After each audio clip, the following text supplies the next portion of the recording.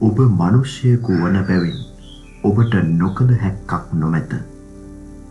ඔබට ඔබ පිළිබඳව සිතීමට පූර්ණ නිදහස ඇත්තේය.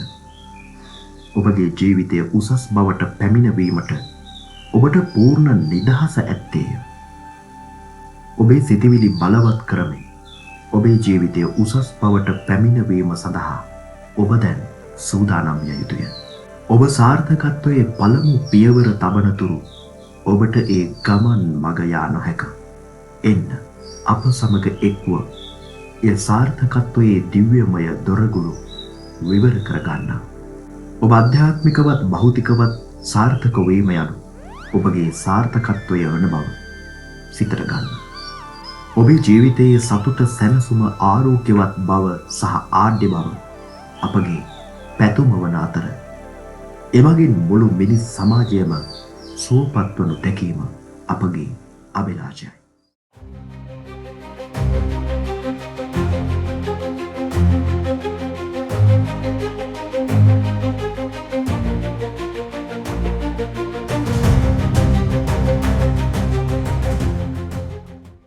ඉතින් අද දවසෙත් බොහොම කල්යාණ මිත්‍රත්වයෙන් යුක්තව ඔබව අපේ මේ YouTube channel එකෙන් අරගෙන එන ඔබ දැනගත යුතුම ඔබේ යටිසිතේ විස්මිත බලය පිළිබඳව සහ ඒ යටිසිතේ විස්මිත බලය උපයෝගී කරගෙන දියුණු වෙන්නේ කොහොමද කියන වීඩියෝ මාලාවේ අලුත්ම වීඩියෝ එකත් එක්කත් ඔබ ඔන්න එකතු වෙන්න සූදානම්. ඔබ හැමදෙනාම ගොඩක් ආදරෙන් අපි පිළිගන්නවා අද වීඩියෝ එක. අපි පසුගිය වීඩියෝ වලදී අප මේ කතා කරගෙන යන යටිසිත දෙවන ග්‍රන්ථයට අමතරව තවත් බොහෝ කරුණු කාරණා ඔබට පැහැදිලි කර දෙමින් තමයි ආවේ. ඉතින් ඒ නිසා සමහර වීඩියෝ දිග වුණා. එතකොට මේ මූලික හැඳින්වීම කලේ නැත්නම් ඔබට ඔබගේ මනස ගැන හරියට හඳුනා ගන්න බැහැනේ. ඒක නිසා තමයි අපි මේ විදිහට මුලින් පොඩි හැඳින්වීමක් කරන්න යෙදුනේ.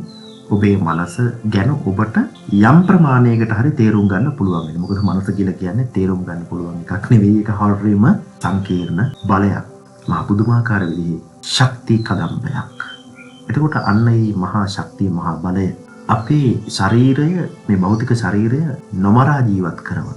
ඒ කියන්නේ සජීවී කරලා තමයි. අපි සජීවී කරන හැම දෙයක්ම කරන්න අවශ්‍ය කරන මහා බලයේ එනර්ජි එක අපිට ලැබෙන්නේ අපගේ මනසේ. එහෙම නැත්නම් අපි මල කඳ. අපිට අපේ දෙමව්පියන්ට පිසිත වෙන්න ශරීරයක් ලැබුණා.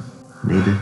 අපේ අම්මා තාත්තා දෙදෙනා නිසා අපිට මේ ඊටම පරිපූර්ණ වූ අපගේ සිතුම් පැතුම් සඵල කර ගැනීම සඳහා උපකාර වෙන නියම ටූල් එක අපිට හම්බ වෙලා තියෙනවා. අපේ ශරීරය අපිට හම්බ වෙලා තියෙනවා. ඒකට මේ භෞතික ශරීරය නිකම්ම ලැබුණට වැඩක් නැහැ. ඒ භෞතික ශරීරය ක්‍රියාත්මක වීම සඳහා අවශ්‍ය ගාමක බලවේගය තිබෙනවා. ඒ ගාමක බලවේගය කොහින්ද මේ ශරීරය තුළට බැස්සේ? ඒ විඥානය, ඒ ආධ්‍යාත්මික తত্ত্বය අපේ ශරීරයට බැස ගැනීම නිසා තමයි අප ශරීරය ප්‍රාණවත්ව පවත්වන්නේ. අපි කලින් වීඩියෝ වලදී ඒ බව සඳහන් කළා. එතකොට අපි ස්තුතිවන්ත වෙන්න ඕනේ අපේ දෙමව්පියන්ට අපව හැදුවට. ඒ විතරක් නෙවෙයි. අපි ස්තුතිවන්ත වෙන්න ඕනේ අපගේ අධ්‍යාත්මයට. ඇයි? අපි මිනිසුන් හැටියට උපදින්න සුදුසු අධ්‍යාත්මික තත්වයක් ඇතුව අපි මනස පුහුණු කරගත්ත නිසා. මේ මනසේ ප්‍රතිලාභය තමයි ඔබ මිනිසු විදිහට අද දවසේදී මේ භුක්ති විඳින්නේ. එහෙනම් මේ ප්‍රතිලාභයන් තවදුරටත් ශක්තිමත් කරගන්න, බල සම්පන්න කරගන්න. ඒ වගේ මේ ප්‍රතිලාභයන් වලින් Tamanටත් තමන්ගේ වටපිටාවින් අය මනුෂ්‍ය සමාජයටම ඒ වගේම පොදුවේ මේ මුළු සබාදහමට තමන්ගේ ජීවිතයෙන් යම් උපකාරයක් කරන්න ඕන. අර ගේපද රචක රත්නශ්‍රී විජේසිංහන් විසින් ලියාපු එක ගීතයක තියෙනවානේ අර මගේ දුවේ නුඹ අවදියෙන් නම් කියන ගීතේ. ඒකේ කියන එක තැනක හරි ලස්සන කතාවක්. ඝන කළුවරට අප පෙම් කළොත් ඉර හඳ තරුවලට ණය ගැති. ලොව දුන්නු දේවල් අද අපට හෙට ලොවට පෙරලා දිය යුතුය. ඔබ මේ ලොවට ආදරේ නම් මුළු ලොවම ඔබටත් ආදරේ. ලොව දුන්නු දේවල් අද අපට හෙට ලොවට පෙරලා දිය යුතුයි. ඒ කෘතවේදී භවයේ කෘතඥතාපූර්වක බව සෑම මිනිසෙක් තුළම තිබිය යුතුයි. අපේ මනුෂ්‍ය ජීවිතය ඊටාම දීර්ඝ එකක් නෙවෙයිනේ. බුදුහාමුදුරු එකලාවක පැහැදිලි කරනවා අපමිදන් භික්කවේ මනුස්සානං ආයු ගමනීය සම්පරායෝ කත්තබ්බං කුසල චරිතබ්බං බ්‍රහ්මචර්ය. ඒ කියන්නේ මහණෙනි මේ මනුෂ්‍ය ජීවිතය මහා දිග කාලයක් කියන එකක් නෙවෙයි. ඒක ඊටා වේගයෙන් ඊටා ඉක්මනින් කෙලවර වෙන එකක්. තාම සීමිත ආයු ප්‍රමාණයක් මිනිසෙකුට තියෙන්නේ. ඉතින් ඒ ආයු ප්‍රමාණය අතර වාරයේදී තමයි අපි කරගන්න හැම දෙයක්ම කරගන්නේ. මේ සංසාර ගමනේදී හොඳ යම් යහපත් අධ්‍යාත්මික ශක්තියක් ලබා ගන්න ඕන.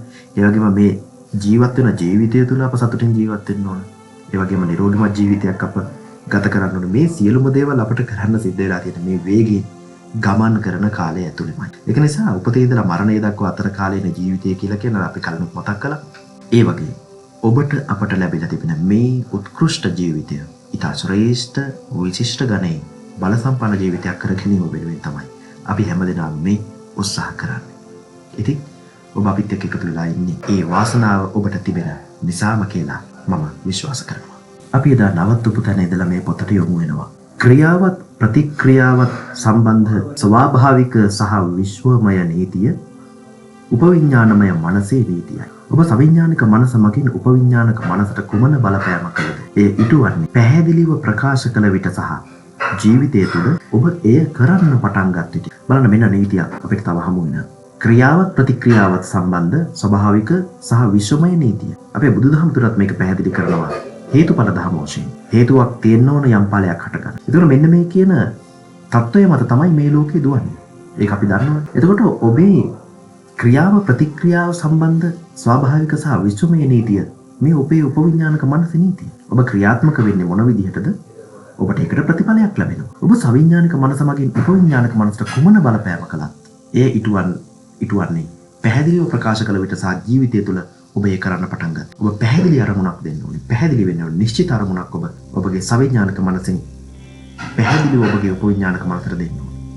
නිශ්චිත අරමුණ නිශ්චිත වෙන්න ඕනේ. මම මේ කරුණ පැහැදිලිව කිව්වේ කීප වතාවක් කිව්වේ එකයි. නිශ්චිත අරමුණක් කියලා කියන්නේ ඔබ ස්ථිරව පිහිටගත් අරමුණ. රැල්ෆ් වෝල්ඩෝ එමර්සන් කියන මහත්මයා පවසපු විදිහට කවුද මේ මහත්මයා ජීවත් වෙලා ඉඳලා තියෙන්නේ 1803 ඉඳලා 1882 විතර කාලෙ වෙනකන් එයා ඇමරිකානු රචකයෙක්. ඔහු පවසනවා එක වෙලාවක මෙහෙම. මගේ සිතෙහි සිතුවිලි කිසිවක් නැත්තේ. එසේ වන්නේ සිතන්නට පටන් ගත් වහාම එය සුවිශාල බලයක් හා ක්‍රියාකාරී උපකරණයක් බවට පත්වන බැවිනි. යම් මිනිසෙක් වපුරන්නේ කුමක්ද? ඔහු නෙලා ගන්නේ ඒ දේමය. ගැලටියන්ස් 6:7. මොකද මේ ගැලටියන්ස් කියලා කියන්නේ ක්‍රිස්තියානි ආගමේ නව ගිවිසුමේ එන වෙන උපකාරක ග්‍රන්ථයක්. ඒතර මෙහි තමයි මෙහෙම සඳහන් කරන්නේ. මෙහා සමානව අපිට තවත් දකින්න පුළුවන් ඉතා දීර්ඝ කාලයක් බුදුජානක වහන්සේ දේශනා කරපු තවත් එක ධර්ම කර්මයක් තියෙනවා. යාදිසං වපතේ බීජං තාදිසං හරතේ පලං. කල්යාණකාරී කල්යාණං පාපකාරීව පාපකම්. යම් බීජයක් වපුරයිද එබඳුම ඵලයක් ගෙන්නු ලැබේ. යහපත කරන්නා යහපත් ඵලයක්ද අයහපත කරන්නා පවිටු ඵලයක්ද ලබන්නේ. මේකෙන් කියවෙන්නේ අප සිතුවිලි වල ක්‍රියාකාරීත්වයයි. අප යමක් මුළු හදින් විශ්වාස කරන විට අපි ඒ සිතුවිලි නැමැති බිජුවට වපුරන්නේ. අපගේ උපවිඥානමය මනස සරු පසක් වැනිය. අප අපේ මනස් නැමැති උයන් තුළ මොනවා වැපිරුවද ඒවා සරුවට වැඩෙන්නේය. අපට නෙලාගත හැකිවන්නේ ඒ නිසාය. ඊටාම ප්‍රමුඛ අදහස්ද හැඟීම්ද ප්‍රතිබිම්බද ඔබගේ උපවිඥානමය මනස හොඳින්ම පිළිගන්නේ. ඔබ ජීවිතයේ සියලු දේවල් පාලනය කරනු ලබන්නේ ඒ ප්‍රමුඛ සිතිවිලි හැඟීම් සහ ප්‍රතිබිම්බ විසිනි. ඔබ හොඳට හිතලා බලන්න. ඔබේ ජීවිතයේ මේ වන විටත් ඔබ ගත කරන්නේ මොන වගේ ජීවිතයක්ද? මේ වන විට ඔබගේ මානසික තත්වයට බලපාන බාහිර ලෝකයේ තත්වය මොන වගේ? ඔබ පීඩාවට පත් කරන එකක්ද? ඔබ වේදනාවට සංතාපයට පත් කරන එකක්ද? එහෙම නැත්නම් ඔබව මුළුමනින්ම සතුටට පත් කරන එකක්ද? ඔබ මේ දේවල් අතීතයේ ඇති කරගත්තා. ඒවායේ ප්‍රතිඵලය දැන් ඔබ භුක්ති විඳිනවා. අපි දැන් හොඳ දේවල් කළොත්, දැන් යහපත් දේ කළොත් ඒ යහපත් දේට අනුරූප ප්‍රතිඵලයක් අපට ලැබිය හැකි වෙනවා. ඔබ යම් අයහපතක් කළොත් ඒ අයහපත් දේට අනුරූප ප්‍රතිඵලයක් අපට ලැබෙනවා. මේ කරුණ විශ්වයේ හැමතැනම ව්‍යාප්ත පොදු කරුණක්. මේ පොදු කරුණ ඔබටත් මටත් සියලුම දෙනාටත් එසේමයි. උපවිඥානික මනසේ ක්‍රියාකාරීත්වය ගැන සිතන විට එය අපෝහන එහෙම නැත්නම් නිගාමී ක්‍රමයට ක්‍රියා කරන බව මතක තබා ගත යුතුය. එය ඔබගේ සිතුවිලි වල, සංවේදවල සහ සවිඥානික මානසික චිත්‍රවල ස්වરૂපය අනුක්‍රමික තර්කානුකූල නිගමන බවට පත් කරනු ඇත. මෙහි අපෝහන ක්‍රමයට එහෙම නැත්නම් නිගාමී ක්‍රමයට කියලා අපිට වචනයක් මුණ ගැහෙනවා. මොකද මේ අපෝහණය කියලා කියන්නේ? ඩයලෙක්ටික් කියලා කියනවා ඉංග්‍රීසියෙන්. ඒ කියන්නේ විවිධ දාර්ශනික සම්ප්‍රදායන් තියෙනවනේ. අන්නේ දාර්ශනික සම්ප්‍රදායන් ඇතුලේ නොඑක් අර්ථයන්ගෙන් භාවිතා වෙන සංකල්පයක් තමයි මේ අපෝහණය. සාමාන්‍යයෙන් එකෙන් කෙරෙන දේ තමයි විරුද්ධ මතවාදයන් අතර සංවාදයක් හෝ තර්කයක් තුළින් සත්‍ය සොයා ගැනීමේ ක්‍රියාවලියක්. දැන් මේක වාදය, ප්‍රතිවාදය, සංවාදය කියලා කොටස් තුනකටත් මේ ඇතුලේ මේ අපෝහන වාදය බෙදෙනවා. වාදය කියලා කියන්නේ තීසිස්, ඒ කියන්නේ ප්‍රධාන මතවාදය හෝ ප්‍රකාශය. ඔන්න ප්‍රධාන මතයක් තියෙනවා. ඊළඟට ප්‍රතිවාදය. ඒ කියන්නේ ඇන්ටිතීසිස්. වාදයට ප්‍රතිවිරුද්ධ මතවාදය හෝ ප්‍රකාශයක් තියෙනවා. දැන් ඔන්න ප්‍රධාන මතවාදයක් තියෙනවා. ඒ වාදයට ප්‍රතිවිරුද්ධ මතවාදයක් තියෙනවා. ඔන්න ඒකේ තුන්වෙනි කොටස තමයි සංවාදය. ඒ කියන්නේ සින්තසිස්. වාදය සහ ප්‍රතිවාදය අතර සංවාදයකින් පසුව ඇතිවන නව මතවාදය හෝ අවබෝධය. මෙන්න මේ ක්‍රමවේදය තමයි අපෝහන ක්‍රමවේදය කියලා කියන්නේ. මූලිකව දැනගන්න ඕනේ මේ වචනයක් අහුවෙච්ච නිසායි ඒකේ තේරුම මම ඔබට පැහැදිලි කළේ. එතකොට මේක මේ සමස්ත ලෝකේ පුරාම පවතින සියලුම විෂයන් වලට අදාළව දැනගන්න පුළුවන් එකක්. ඒක දැන් ඔය ඉතිහාසය පිළිබඳව කතා කරනකොට, සංස්කෘතිය පිළිබඳව කතා කරනකොට හේගල්ගේ දර්ශනය තුලදීත් ඒ ගැන කතා කරනවා. ඊළඟට දැන් අපි හිතමුකෝ සමාජය පිළිබඳව ගැටලු කතා කරනවා කියලා මාක්ස්වාදය තුලත් ඔය කියන අපෝහන ක්‍රමය තියෙනවා. ඊළඟට අපි හිතමුකෝ ගණිතය තුල, සංයුක්ත ගණිතය ඇතුලේ ඕනම විෂයක් ඇතුලේ මේ අපෝහනවාදය කියන එක අපිට දකින්න පුළුවන්. එතකොට ඔන්නෝකයි මම මෙතනදී පැහැදිලි කරේ. ඉතින් උපවිඥානික මනසේ ක්‍රියාකාරීත්වය ගැන සිතන විට ඒ අපෝහන එහෙම නැත්නම් නිගාමී ක්‍රමයට ක්‍රියා කරන බව මතක තබා ගන්න. ඒ කියන්නේ අපි මොකක් හරි මතයක් ඇති කර ගන්නවා. ඒකට උන්න විරුද්ධ මතයක් ඇති වෙනවා. විරුද්ධ මතයක් ඇති වෙලා මේ මත දෙක අතර යම් සංවාදයක් ගිහිල්ලා අනේ සංවාදය අනුව යම් කිසි නිගමනයකට එළඹෙනවා.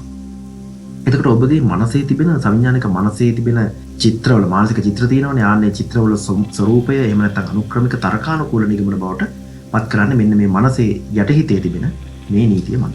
ඔබගේ සවිඥානික මනස විෂයබද්ධ මනස ලෙස හඳුන්වා දෙන ලද්දේ ඒ බාහිර ද්‍රව්‍ය සමග සම්බන්ධව කටයුතු කරන බැවිනි. ඒ විෂයබද්ධ ලෝකයේ පැවැත්ම හඳුනා ගන්නේය.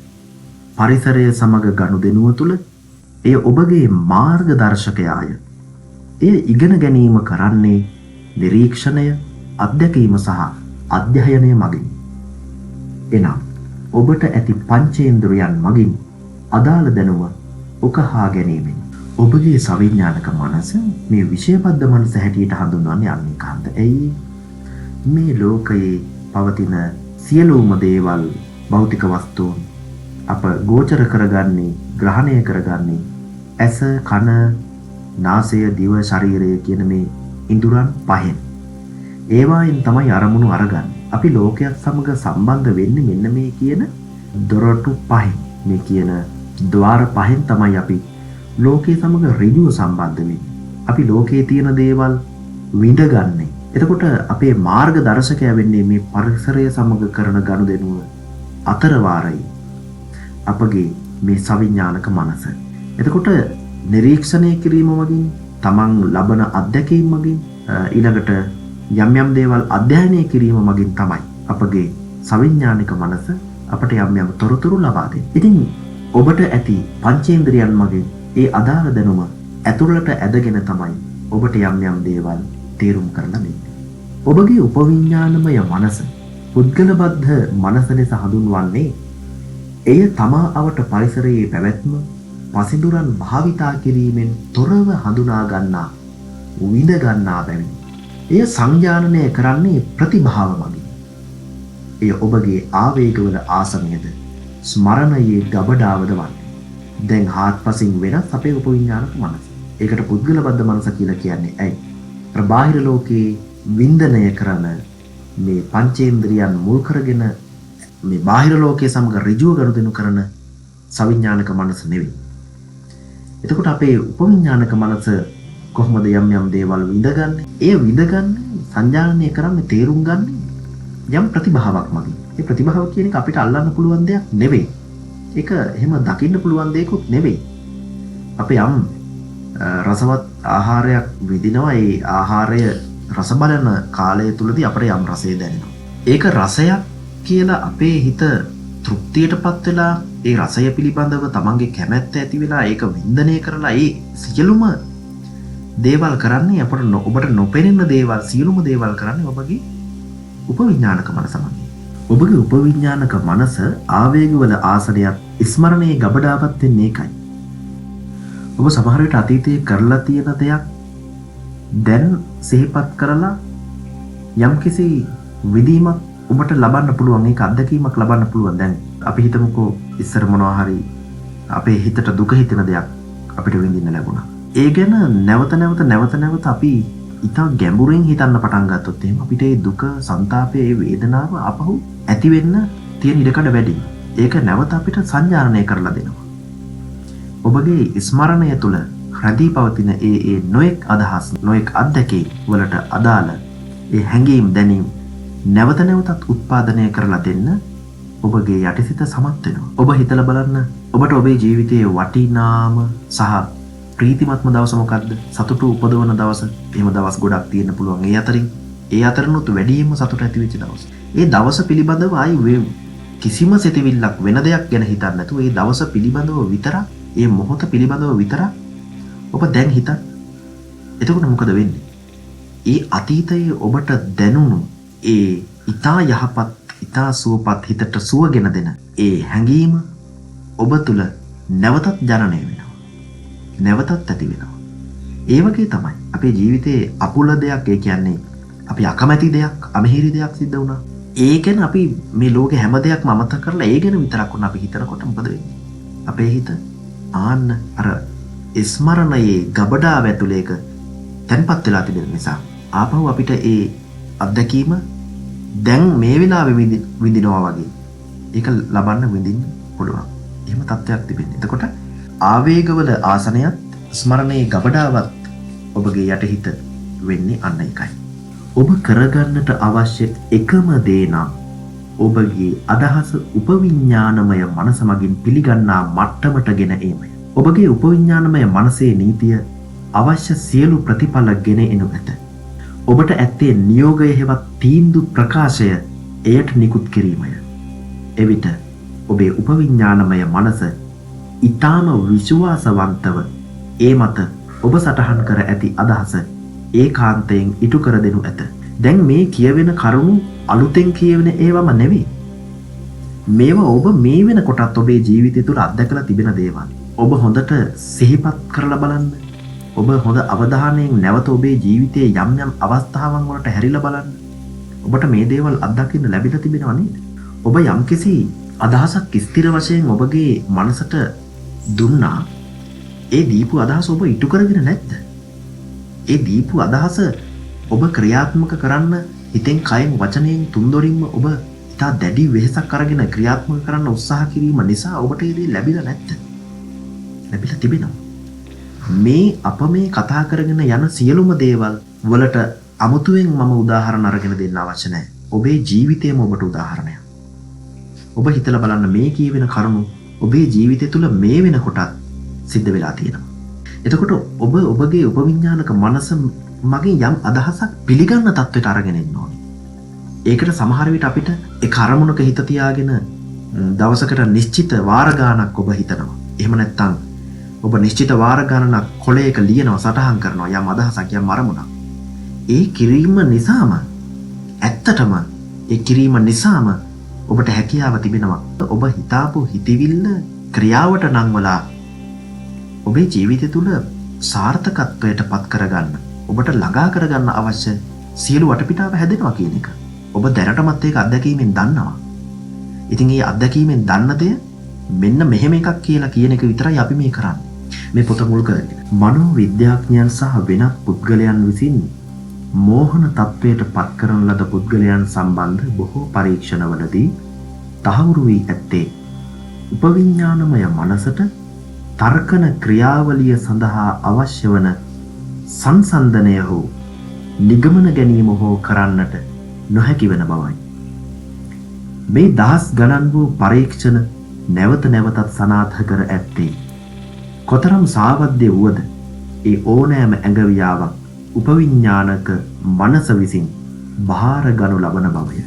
දෙන ලද ඇඟවියාව අනුව ඒ මනස නොවරදවාම ප්‍රතිචාර දක්වන බවය. දැන් අප කලින් පැහැදිලි කරන අපෝහන ක්‍රමය කියන එක ගැන. එතකොට මේ අපෝහන ක්‍රමය අප මෙතන කියන මේ මෝහන තත්ත්වය යටතේ පුද්ගලයාගේ යටිහිත තුළ ඒ නිගමන ගැනීමට හැකියාව නැහැ කියන එකත් පටලවල තේරුම් ගන්න යන්න එපා. එතකොට අර උපවිඥානික මනසේ ක්‍රියාකාරීත්වය ගැන තමයි අතන පැහැදිලි කරලා තියෙන්නේ. අපෝහන ක්‍රමයට ඒකේ ප්‍රතිඵලය අපට ලබා දෙන එක ප්‍රතිඵලය තමයි අපෝහන ක්‍රමය. ප්‍රතිඵලය. එතකොට ප්‍රතිඵලයට බෙහා පැත්තේ තියෙනවා යම් ක්‍රියාත්මක වීමක්. ඒ කියන්නේ ඔබගේ මනස් යටිහිතේ තත්වයක් තිබෙනවා යම් තත්වයක්. තත්වය කියලා කියන්නේ එහි පවතින ස්වභාවය. ස්වභාවයයි ක්‍රියාකාරීත්වයයි කියන සියුම් වචන දෙක පටලවා ගන්න එපා. එතකොට මේ යටිහිතේ තිබෙන ස්වභාවය තමයි කිසිම දෙයක් සංසන්දනය කරලා තර්කානුකූලව එහෙම තේරුම් ගන්න යන්නේ නෑ ආ එකපාරම. ඒක කොහොමවත් කරන්න කෙනෙක් නෙවෙයි. කියන්නේ ඔබ ලබා දෙන සාවද්‍ය තොරතුරක් වුණත්, නිවැරදි තොරතුරක් වුණත් එයා අරගෙන එයාගේ මල්ල ඇතුලේ තියාගෙන ඉන්න එක තමයි කරන්නේ. ඔන්න දැන් අපි මල්ලක් අරගෙන පාරේ යනවා කියලා හිතමුකෝ. ඒ පාරේ යනකොට අපිට ඕකට හම්බ වෙන මලුත් දා ගන්නවා, කොළත් දා ගන්නවා, ගලුත් දා ගන්නවා, වැඩක් නැති දේවල් දා ගන්නවා. හැමදේම දා ගන්නවා. හොඳ දේත් නරක දේත් කොයි දේත් අපි දා ගන්නවා. එහෙම දා ගන්න ඕනක් පුළුවන්. එතකොට අර මල්ල ඇතුලේ අපි බැලුවාම නිශ්චිත වශයෙන් ඒ අපිට අවශ්‍ය දේවලුත් අනවශ්‍ය දේවලුත් දෙකම තියෙනවා. මල්ල ඒව ප්‍රතික්ෂේප කරනවද අනවශ්‍ය දේවල් කියලා නැහැ. ඒ මල්ල ආදරයෙන් වැළඳ ගන්නවද මේ හොඳ දෙයක් කියලා නැහැ. ඒක මල්ලට අදාළ නැහැ. එතකොට ඒ මල්ලට දාගන්න කෙනා තමයි තීරණය කරන්න ඕනේ මේ දාගන්නේ හොඳ දේවල්ද නරක දේවල්ද කියලා. ඔබගේ මල්ලට ඒක අදාළ නැහැ. මේ මල්ල වගේ තමයි ඔබගේ යටිහිත උපවිඥානික මනස. ඔබ දෙන ඕනෑම දෙයක් එයා තියාගන්න. ඕනම දෙයක් තියාගන්න. මේ මල්ල ඇතුළට දාලා ඕනම දෙයක් තියාගන්න. ඒ වගේම තමයි මේ ක්‍රියාවලිය මල්ලට සමාන කරන්න බෑ. දැන් අපි මේ කතා කරන වෙලේ මොකද්ද? ඒ දෙන ලබන ඇඟවියාවට අනුව ඔබගේ මනස නොවරදවාම ප්‍රතිචාර දක්වනවා. ඔබ හොඳ දෙයක් හිතුවොත් හොඳ ප්‍රතිචාරයක් ලැබෙනවා. නරක දෙයක් හිතුවොත් නරක ප්‍රතිචාරයක් ලැබෙනවා. මෙන්න මේ කියන කරුණ ඔබ ඉතා හොඳින් අද දවසේ මේ වීඩියෝවෙන් මතක තබා ගන්න ඕන. ඔබ ඔබේ ජීවිතයේ ලබන සාර්ථකත්වයට තවත් ප්‍රමාදයි කියලා හිතනවද? නෑ, තවම ප්‍රමාද නෑ. ඔබට තව ඉස්සරහට යන්න ජීවිතේ කාලය තියෙනවා. ඔබ මෙන්න මේ දේ මතක තබා ගන්න. අර පැරණි පඬිවරයෙක් මෙහෙම කියලා තියෙනවා. ගච්ඡන් පිපීලිකෝ යාති යෝජනානාං ශතාන්නිපි අගච්ඡන් වයිනතේයෝපි පදමේකං නගච්ඡති. ඒ කියන්නේ ගමන් කරන කුහුඹුවා සතපුම් 100 ගණනක් වත් පසු කරනවා. සතපුම් 100,000 ගණනක් ගමන් කරන්නත් ඒ කුඹියාගේ පළවෙනි පියවර යාට වටිනවා. කුඹියේ හැබැයි සතපුම් 100 ගණනක් යා යනවා. පළවෙනි පියවර තියාපු හන්දා. අගච්ඡන් වයිනතේයෝපි පදමේකං නගච්ඡති. ඊතා ශක්තිමත් ගුරු රාජයෙකුට කොච්චර වේගෙන් පියාඹන්න පුළුවන්ද? කොයිතරම් ඇගේ හයිය හත්තිය තියෙනවද? දැවැන්ත බලයක් ඔහු සතුව පවතිනවා. හැබැයි ඒ ඊතා ශක්තිමත් ගුරු රාජයෙක් වුණත් එක පියවරක්වත් පොළවන්නේ නැත්තම් එයා එක තැනම ඉන්නවා. එක තැන ඉඳලා එයා පල් වෙනවා. ඒක නිසා ඔබේ ජීවිතයත් මේ වගේ. ඔබට සාර්ථකත්වයට පත් වෙන්න අවශ්‍ය නම් ඔබ පළවෙනි පියවර දැන් තියන්න. මේ දැන් තියන්න. මම දන්නවා ඔබ පියවර කිහිපයක් දැන් තියලා ඇවිදලා තියෙනවා. ඔබ ඔබගේ මනස තුළ නිවැරදි නිශ්චිත ඉතා යහපත් ඔබ දිනාගත යුතු දේ පිළිබඳව නිශ්චිත අදහසක් ඇති කරන්න. ඒ නිශ්චිත අදහස නැවත නැවත කාවත් ගන්න ඔබගේ යටිහිතට. අනිවාර්යෙන්ම ඔබගේ යටිහිත විසින් ඔබ කාවද්දපු ඒ අදහස නිශ්චිත වශයෙන්ම ඉෂ්ට කරලා දෙන්න අවශ්‍ය සියලු වටපිටාව සකසනවා. ඒක තමයි ඇත්ත කතාව. ඉතින් අපි තවදුරටත් හිත හිතඳලා වැඩක් නැහැ. අනිත් අය කොයිතරම් දුරට දියුණු වෙලා තියෙනවද? අනේ ඒගොල්ලෝ දියුණුවේ මටයි එහෙම වෙන්නේ නැත්තේ. ඒගොල්ලෝ අලුතෙන් වාහනයක් අරගෙන ඇයි මට ගන්න බැරි? ඒගොල්ලෝ ලස්සනට ගේ හදලා තියෙන ඇයි මට ඒක කරගන්න බැරි වුනේ? ඒගොල්ලන්ට තියෙන සැප සම්පත් දිහා බලලා ඔබ හූල්ලනවනම් ඔබේ ජීවිතය එතනම පල් වෙමින් එතනම විනාශ වෙලා යනවා. බොහෝ මිනිසුන්ට තමන්ගේ ඉලක්ක වලට යන්න බැරි වෙලා තියෙන ප්‍රධාන හේතුවක් තමයි ඔවුන්ගේ හිත තුළ තියෙන අර ඊර්ෂ්‍යාව කියන ඉතා භයානක අහිතකර සිතුවිලි. ඒ ඊර්ෂ්‍යාව කියන ඉතා භයානක අහිතකර සිතුවිල්ල තියෙන නිසා ඔබට අනිත් අයගේ දේවල් ලොකුවට පේනවා. ඔබ සතුව පවතින ශක්තිය හීන වෙලා ඔබට පේනවා. ඒක දැනෙනවා. ඒක අඩුතරමේ. ඒ ගැන හිතන්නවත් ඔබට වෙලාවක් නැහැ. ඔබ අනිත් අය ගැන හිතේ. අනිත් අය ගැන හිතනවා කියන එක වරදවා වටහා ගන්න එපා. ඒ පරාර්ථකාමයේ ගැන නෙවෙයි මම කිව්වේ. ඉතින් ටික මේ අද කතා කරපු පුංචි කොටස අවසානයේ දක්වා ඇවිදින්න තියෙනවා. ඉතින් අවසානයේදී මම කල්පනා කළා ඔබට හරි ලස්සන බෝනස් තෑග්ගක් දෙන්න ඕන කියලා. ඒ තෑග්ගත් හරි ලස්සන සෙන් කතාවක්. ඔබේ චින්තන ශක්තිය ප්‍රබුද්ධ කරවන්න. ඔබගේ මනසේ ගැට ගැහිලා තියෙන වැහිලා තියෙන ඒ ගැට ඊට පස්සේ අගුළු කඩා බිඳගෙන යන්න. ඉතින් මේකත් හරි ලස්සන සෙන් කතාවක්. මේ සෙන් කතාව ඇසුරෙන් ඔබට ඔබේ චින්තන ශක්තිය දියුණු කරගන්න හැකි වේවි කියලා මම විශ්වාස කරනවා. මේ කතාව සිද්ධ වෙන්නේ කමාකුරා යුගයේදී. කමාකුරා යුගය කියලා කියන්නේ ජපානයේ 1185-1333 අතර කාලය. එතකොට මෙන්න මේ කාලයේ සිදුවෙච්ච කතාවක් මේක. මේ යුගයේ වාසය කළ ශිකාන් කියලා එක භික්ෂුන් වහන්සේ නමක්. උන්වහන්සේ සෙන් ආචාර්යවරයෙක්. එතකොට මේ සෙන් ආචාර්යවරයා හම්බ වෙන්න දවසක් එක ශිෂ්‍ය භික්ෂුවක් එනවා. උන්වහන්සේ ඇවිදලා මෙහෙම කිව්වා.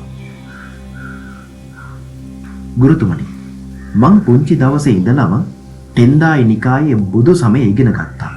මට ඒකේ තේරුම් ගන්න බැරි ගැටලුවක් තියෙනවා. තෙන්දායි වල තියෙනවා තනකොළයි ගසුයි පවා බුදු වෙනවා කියලා. ඒක මට හරිම පුදුමයි කියලා කිව්වා. මේ තෙන්දායි දහම කියලා කියන්නේ චීනයේ ටියන්ටයි කියන සම්ප්‍රදායෙන් ආරම්භ වුණු මහායාන බුදු දහමේ වැදගත් එක සම්ප්‍රදායක්. මේක ජපානයේදී හෙයියන් යුගයේදී ඒ කියන්නේ ක්‍රිස්තු වර්ෂ 794 ඉඳලා 1185 විතර වගේ කාලෙ වෙනකම් වැඩ හිටපු සයිචෝ කියන භික්ෂුව විසින් තමයි ජපානයට හඳුන්වා දෙන්නේ. එතකොට මේ අපේ ශිෂ්‍යයා පුංචි කාලේ ඉඳලා මේ තෙන්දායි දහම ඉගෙනගෙන තියෙනවා. ඉතින් මේකේ තියෙන එක දෙයක් තමයි තනකොළයි ගසුයි පවා බුද්ධත්වයට පත් වෙනවා කියලා කියනවලු. දැන් ඔන්න ගුරුතුමා, ඒ කියන්නේ අපේ ශිකාන් ඇදුරුතුමා අර ශිෂ්‍යයාට මෙහෙම කිව්වා. තනකොළයි ගසුයි බුදු වෙන එක ගැන කල්පනා කරන එකෙන් ඇති වැඩේ මොකද්ද? මුන්නැහැ කවරදාකවත් කල්පනා කළාද මුන්නැහැ බුදු වෙන්නේ කොහොමද කියලා? ඊට පස්සේ ශිෂ්‍යයා මෙහෙම උත්තර දුන්නා. නෑ ස්වාමීනි, කවදාකවත් නැහැ. ඊට පස්සේ ගුරුතුමා මෙහෙම කිව්වා. එහෙනම් ගෙහින් ඒ ගැන කල්පනා කරනවා. ඉතින් මෙන්න මේක තමයි අද සෙන් කතාව. මම හිතනවා මේක නැවත නැවත ඇසීමෙන් ඔබට ඔබේ ජීවිතය පිළිබඳව යම් දෙයක් වැටහෙවි කියලා. ගෙහින් එන්න. ඔබ හැම දිනාටම වාසනාව, සතුට, සෞභාග්‍ය පිරි ලස්සන ජීවිතයක් වේවා කියන ප්‍රාර්ථනාවත් එකතු කරමි. ඉක්මනින් මුණ ගැහිමු.